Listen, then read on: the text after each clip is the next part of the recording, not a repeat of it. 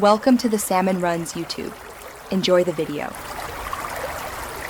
You start by powering everything up. Put both JLab Pro earbuds in the case and confirm the case LED shows charging. Once done, remove one earbud to force it into pairing mode. You do this because the left and right sync after a single is removed. Make sure your phone's Bluetooth is enabled and scanning. If the earbuds have a dedicated pairing button on the case, press it now to trigger discoverable mode. This step makes your device list the JLab unit. Next, find and tap JLab Pro in your phone's Bluetooth list. You'll hear a tone when the buds confirm connection. If only one bud shows, power both off and remove them together to force master/slave sync. Some models require holding both touch controls for 4-6 seconds. Once paired, open the JLab app to check firmware and set EQ.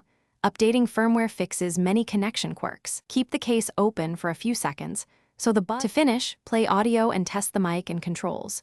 You need to confirm left/right balance and a snug fit for proper sound.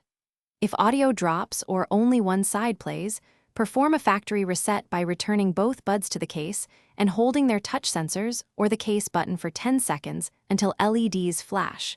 This clears pairing memory.